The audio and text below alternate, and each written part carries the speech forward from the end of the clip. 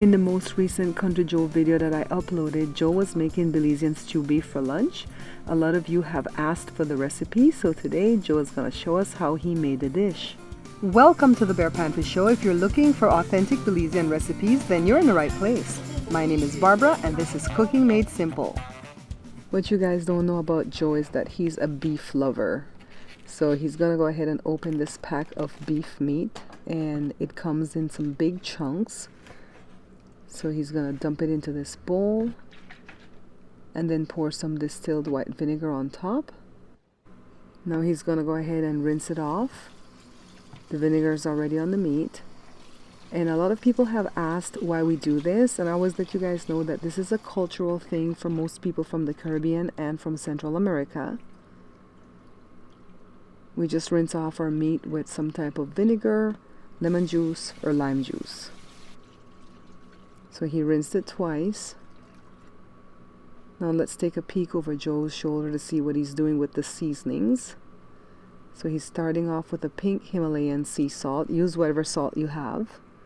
Remember that sea salt has less sodium than the rest, so you might have to adjust accordingly.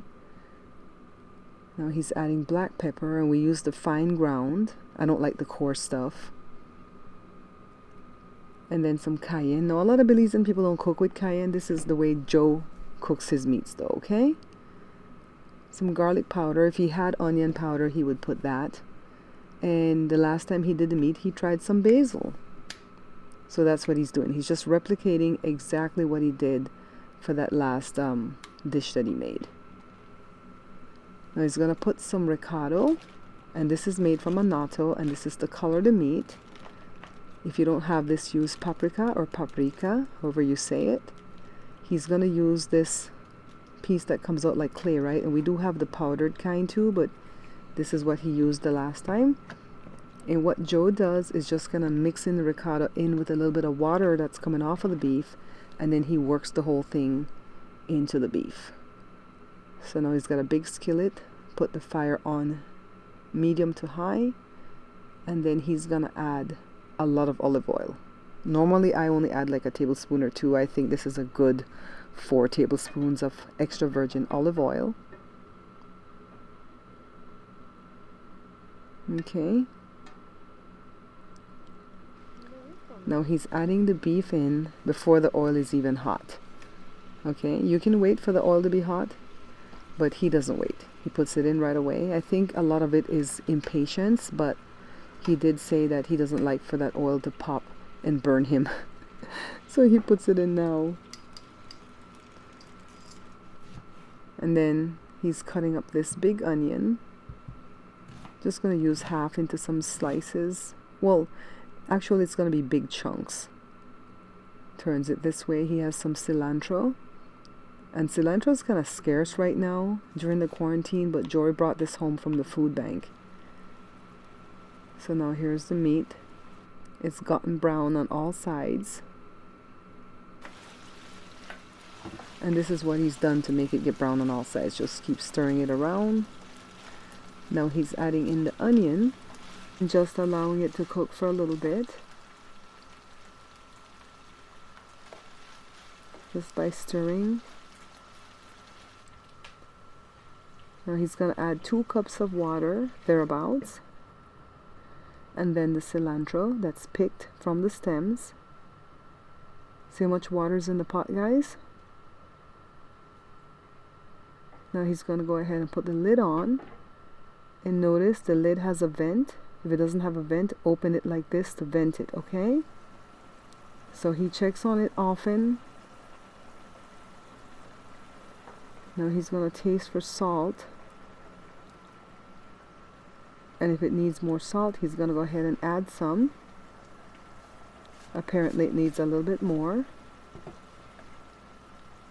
And then now he's going to add more water because the beef is not soft enough, okay? He's just tasting again to make sure that he has enough salt. So another 2 cups of water. And he will continue to add water 2 cups at a time, as needed until the beef is soft. Sometimes it takes an hour, sometimes it takes a couple of hours, okay?